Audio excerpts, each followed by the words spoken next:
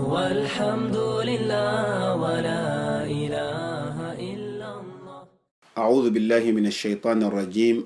بسم الله الرحمن الرحيم، والصلاة والسلام على أشرف الأنبياء والمرسلين سيدنا محمد وعلى آله وصحبه ومن تبع نهجهم بإحسان إلى يوم الدين، وأشهد أن لا إله إلا الله، وأشهد أن محمدا عبده ورسوله، أدى الأمانة وبلغ الرسالة ونصح للأمة وكشف الغمة وجاهد في الله حق جهاده. اللهم صل على محمد وعلى آل محمد كما صليت على إبراهيم وعلى آل إبراهيم، وبارك على محمد وعلى آل محمد كما باركت على إبراهيم وعلى آل إبراهيم في العالمين إنك حميد مجيد. أما بعد، يقول الله سبحانه وتعالى: ولا تطع من أغفلنا قلبه عن ذكرنا واتبع هواه وكان أمره فرطا. آية في سورة الكهف آية 28. Allah dit dans le sens de traduction, dans la sourate 18, verset 28, en adressant la parole au prophète Muhammad sallallahu alayhi wa sallam: n'obéis pas à celui dont nous avons rendu le cœur inattentif à notre rappel, qui suit sa passion et dont le comportement est excessif. Quand nous constatons ces versets coraniques, n'obéis pas à celui dont nous avons rendu le cœur inattentif à notre rappel, qui suit sa passion et dont le comportement est excessif. Quand on jette un regard sur ces versets, nous trouvons trois choses. Il y a trois symptômes. Il y a trois signes. Si on trouve ces trois signes sur quelqu'un, le Coran nous demande de ne pas obéir à cette personne. La première chose, c'est: n'obéis pas à celui dont nous avons rendu le cœur inattentif à notre rappel. Donc, le premier symptôme, que le cœur est inattentif à rappel d'Allah.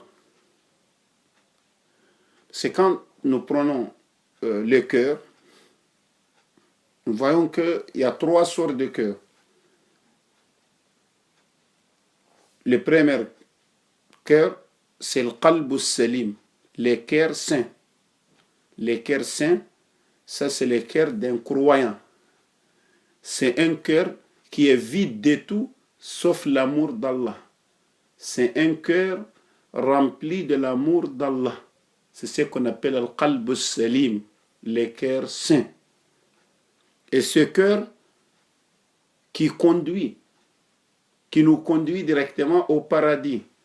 Parce que c'est un bon cœur, c'est un cœur éclairé, un cœur rempli de la lumière d'Allah, un cœur qui est sensible au rappel d'Allah subhanahu wa ta'ala.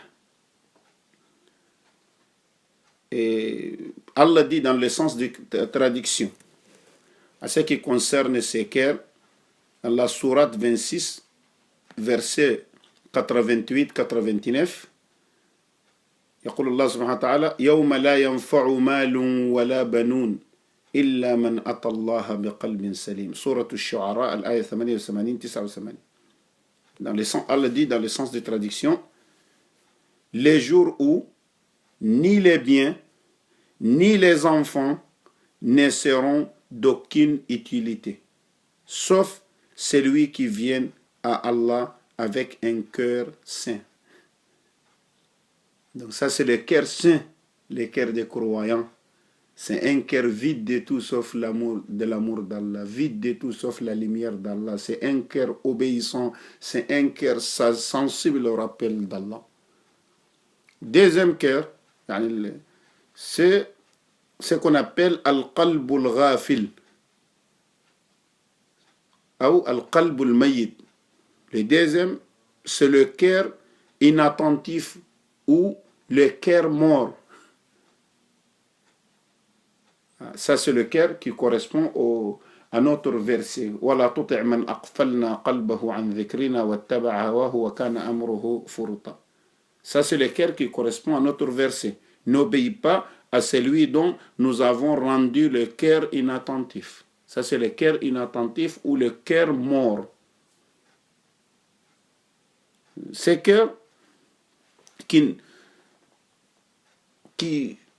n'obéit pas à Allah, qui n'est pas réceptif au message d'Allah, et c'est un cœur qui est vide de l'amour d'Allah, qui est vide de la lumière d'Allah.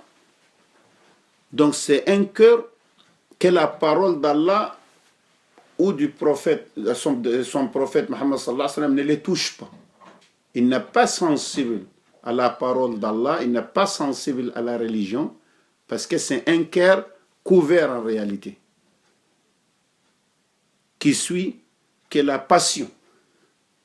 C'est un cœur qui n'a pas de limite, qui n'a pas de cadre.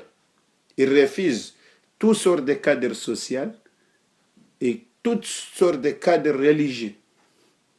Donc c'est un cœur qui agit en dehors des cadres, qui refuse d'être encadré, qui suit les désirs, qui suit la passion. Donc, يقول الله سبحانه وتعالى dit dans le Coran, وقالوا قلوبنا غلف في سورة البقرة آية 88. Allah dit dans le sens de traduction, la sourate 2, verset 88, et ils dirent, nos cœurs sont enveloppés et impénétrés. Donc ça veut dire le cœur inattentif, le cœur mort, c'est un cœur vraiment enveloppé par le péché. Enveloppé par le péché. Parce que si le péché enveloppe le cœur, donc rien ne rentre dans ce corps. Dans ce cœur. Ça va être un cœur impénétrable. Donc un cœur, on ne pourra pas pénétrer. Donc rien ne rentre. Et souvent on voit ça. Il y a des gens, quand on leur parle d'Allah, quand on leur parle de son prophète, quand on leur récite le Coran, quand on leur récite les hadiths, on voit que vraiment cette parole ne rentre pas dans leur cœur. Ne touche pas leur cœur. Pourquoi? Parce que c'est un cœur qui est déjà enveloppé. Donc, il n'a pas de sentiments. Il n'est pas réceptif à ce qu'on sait le message d'Allah. Le troisième cœur, c'est le al-qalb al-marid. Al-qalb al-marid, c'est le cœur malade. Al-qalb al-marid, c'est le cœur malade. Et le cœur malade, ça c'est un cœur qui est divisé. Il y a une partie qui contient la lumière et il y a une partie qui contient l'obscurité. Donc il y a la croyance et il y a l'hypocrisie ensemble. Et ça, on les trouve chez certaines personnes. Souvent, on trouve des personnes qui viennent à la mosquée, qui prient, qui jeûnent et qui font du bien. Mais après, quand ils quittent la mosquée aussi, ce n'est pas étonnant de les retrouver dans un bar ou faire un grand péché. Souvent, on s'étonne de cette contradiction d'action. Pourquoi on les voit à la mosquée, il est bien, il prie et tout, et pourquoi on le voit aussi faire le péché? Pourquoi? Parce que le cœur peut être divisé en deux parties. Une partie contient la lumière et deuxième partie obscure. Mais comment on va le qualifier? Est-ce qu'on va le qualifier comme croyant ou bien on va le qualifier comme hypocrite? Ça, c'est la majorité qui compte. Si la majorité est pour la lumière, on le qualifie de ce côté. Et si la majorité est de l'autre côté de l'obscurité, donc on le qualifie de l'hypocrisie. Donc ça c'est trois cœurs, mais le verset il parle de al-qalb al-qafil, le cœur inattentif, le cœur mort. C'est ça. N'obéis pas à celui dont nous avons rendu les cœurs inattentifs à notre rappel. Ça, c'est le premier symptôme. Le deuxième symptôme, c'est wattaba'a hawahu, qui suit sa passion. Qui suit sa passion. Ça veut dire qui suit ce désir, qui n'a pas de cadre, qui n'a pas de règles, qui n'a pas de cadre ni religieux, ni cadre coutumier, ni traditionnel, mais quelqu'un qui suit ses désirs, qui suit ses ambitions, qui suit ses loisirs, sans tenir compte des principes concernant le moral ou concernant d'autres choses. Il ne tient pas compte de cela du tout. Donc, qui suit sa passion. Et quand on voit ça, qui suit sa passion, eux, dont le comportement est excessif. Lui-même, la personne que Allah a rendu le cœur inattentif à son rappel et qui suit sa passion, qui nous demande de les suivre, lui-même, quand on analyse son comportement n'est pas un comportement encourageant, mais le comportement est excessif. Quand on voit son comportement ne va pas nous encourager à le suivre, parce qu'il n'est pas un exemple en lui-même. Il n'est pas un exemple en lui-même, c'est pour cela qu'il a dit, et dont le comportement est excessif. Lui-même, son comportement est excessif. Son comportement, ce n'est pas un bon exemple. Tu trouveras que la personne est dépressive. Tu trouveras que la personne n'arrive pas à dormir la nuit. Des soucis. Il faut prendre des comprimés pour dormir, il faut des problèmes. Donc, il est dans le problème, jusqu'au bout dans le problème. Il n'arrive même pas à bien gérer sa vie. Il n'a pas erré dans sa vie. C'est un individu incertain. Mais il nous demande de les suivre. Le Coran a dit qu'il ne faut pas les suivre. Donc, toujours avant de suivre quelqu'un, il faut toujours faire une petite analyse. Il faut faire une analyse concernant trois choses. N'obéis pas à celui dont nous avons rendu les cœurs inattentifs à notre rappel. Si vous constatez que la personne à qui on adresse la parole, quand on lui parle d'Allah, quand on lui parle de son prophète, il s'en fiche de cela, il reste indifférent, il fait ce qu'il veut. Il ne veut pas être encadré, être dans un cadre religieux.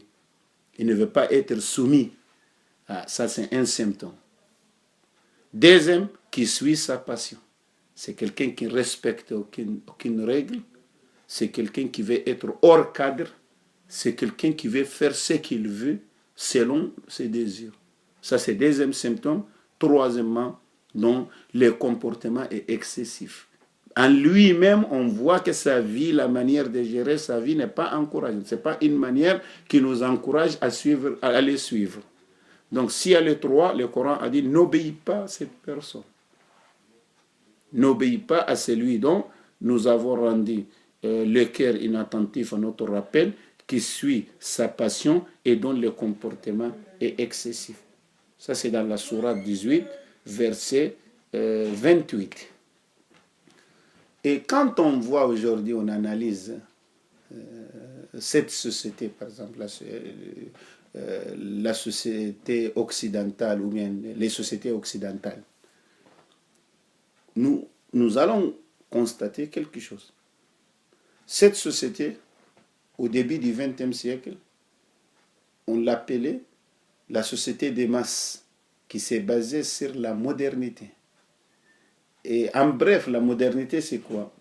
La modernité, c'est de faire une table rase de la religion, coutume, tradition, tout ce qui dans le cadre traditionnel qui pourra encadrer l'homme et mettre une finalité pour l'homme, il faut faire la table rase. Et les remplacer par quoi? Remplacer par la raison. Donc c'est la raison scientifique, avec la découverte scientifique, avec les progrès industriels et tout. Donc ils ont dit que c'est la raison qui remplace la religion, qui remplace les coutumes, qui remplace les traditions et tout. Donc c'est la raison, rien que la raison.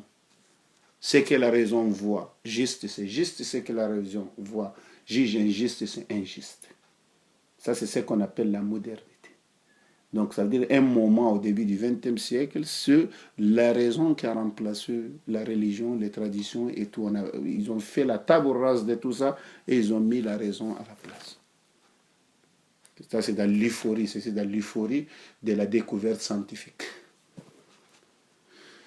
Après un moment,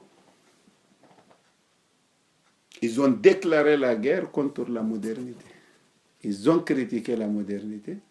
Ils ont dit même la modernité met l'homme dans un cadre. Donc ils ont dit maintenant il faut qu'on passe de la modernité à ce qu'on appelle la postmodernité.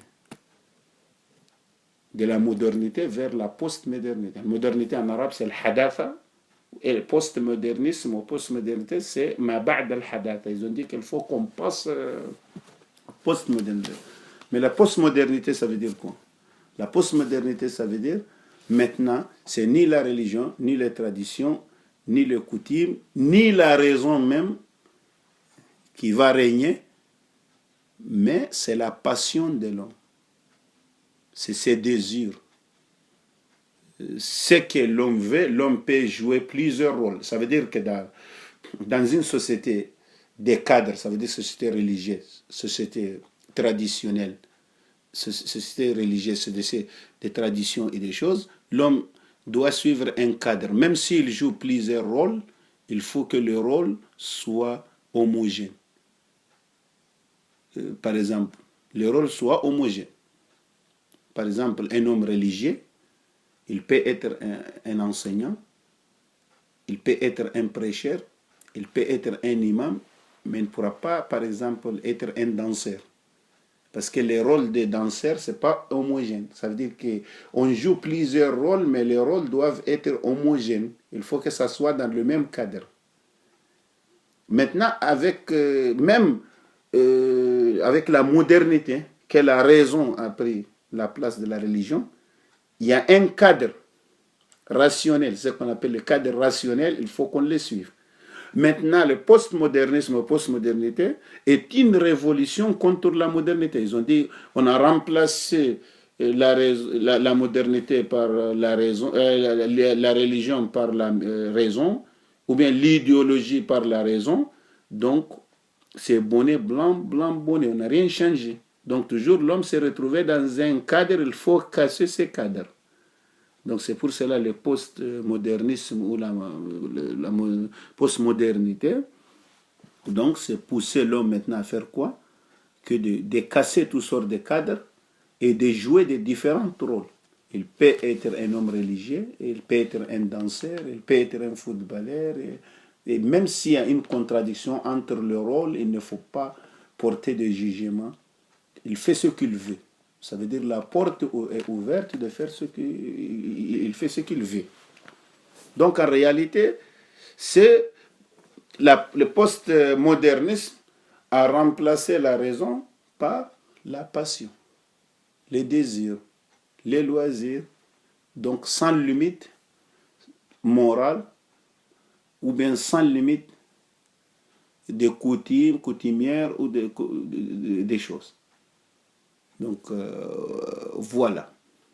Donc c'est pour cela aujourd'hui, quand on définit la société occidentale, surtout en France ici, on dit la France c'est une société de loisirs.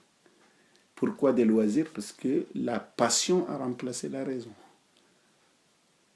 La passion dans le postmodernisme, la passion a remplacé la raison. Donc avec cette passion maintenant c'est une ouverture, donc ce n'est plus la raison et ce n'est plus la religion, ce n'est plus rien. Maintenant, il faut aller vers ça, là, comment ça s'appelle, laisse l'homme satisfaire ses besoins, satisfaire ses désirs, aller, la société s'est transformée en une société de loisirs, il y a eu une industrie des loisirs, donc l'homme est libre maintenant de satisfaire le plus maximum de besoins. C'est pour cela notre société, aujourd'hui, ici, la société des masses est qualifiée comme société de, ça, là, comment ça s'appelle, de consommation. On consomme ce qu'on a besoin, on consomme ce qu'on n'a pas besoin. Et c'est le média, les masses médias, c'est le média qui nous dicte ce que nous devons consommer. Donc on consomme ce qu'on a, on consomme ce qu'on n'a pas.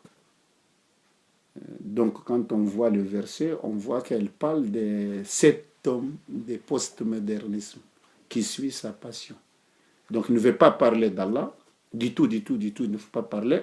N'obéit pas celui dont nous avons rendu les cœurs inattentifs à notre rappel, donc il n'aime pas du tout les rappels d'Allah, ça c'est sûr, et qui suit sa passion. Et après Allah dit, et dont le comportement est excessif. Aujourd'hui, quand on voit l'échec dans cette société, on voit que vraiment des comportements excessifs. L'homme est incertain aujourd'hui. Il y a trop de problèmes, l'homme est en crise dans cette société. Les liens sociaux sont en danger. Donc le comportement est excessif aujourd'hui. Il y a des statistiques dans ce domaine. Quand on voit les statistiques, la consommation de drogues, de cannabis,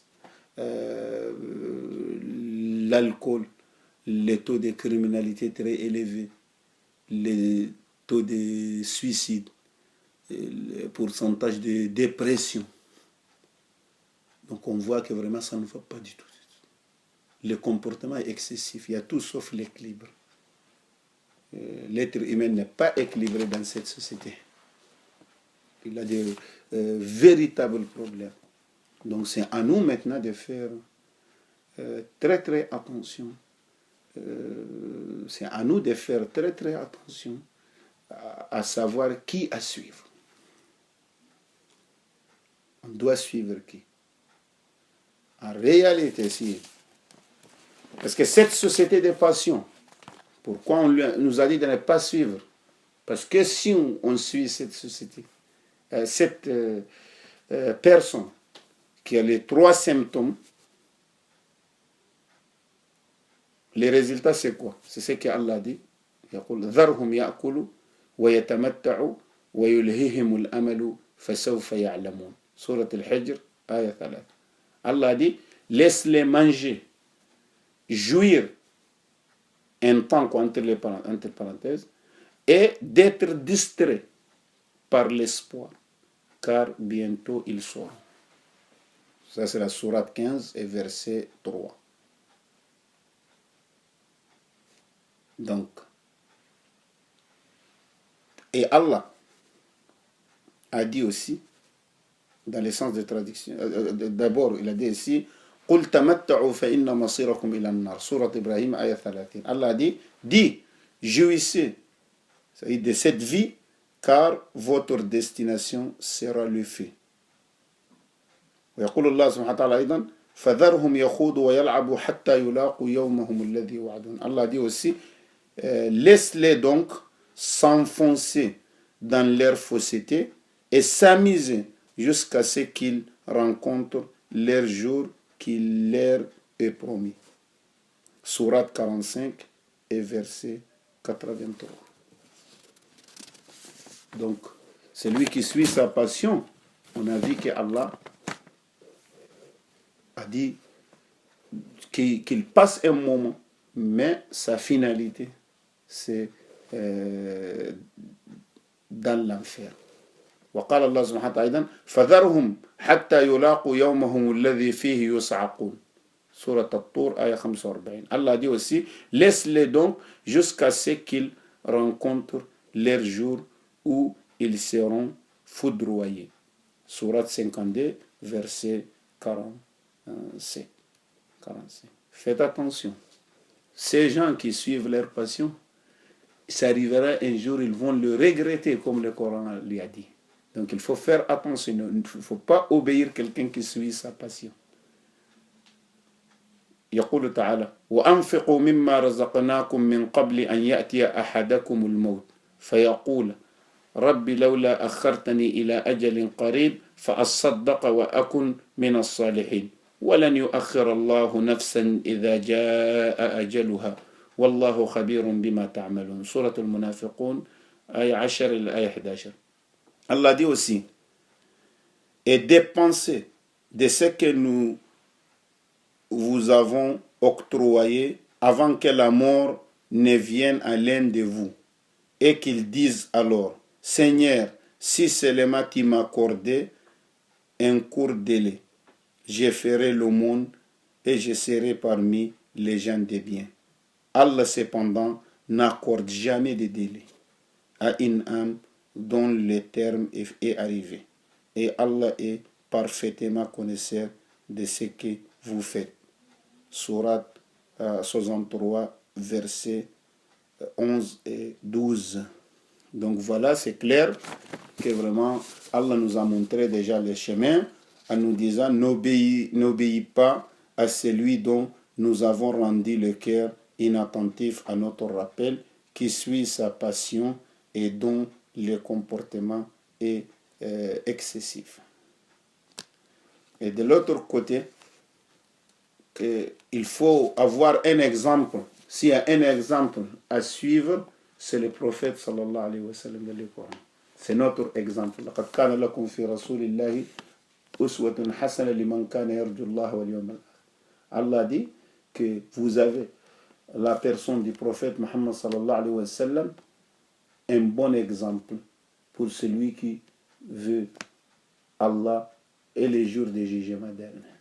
Donc l'exemple pour ceux qui veulent Allah et les jours du jugement dernier, c'est le prophète Muhammad sallallahu alayhi wa sallam. C'est notre exemple et c'est à lui seul que nous devons prendre, c'est lui seul que nous devons prendre comme un exemple dans notre vie, mais pas celui qui, comme Allah dit, n'obéit pas à celui dont nous avons rendu le cœur inattentif à notre rappel, qui suit sa passion et dont le comportement est excessif.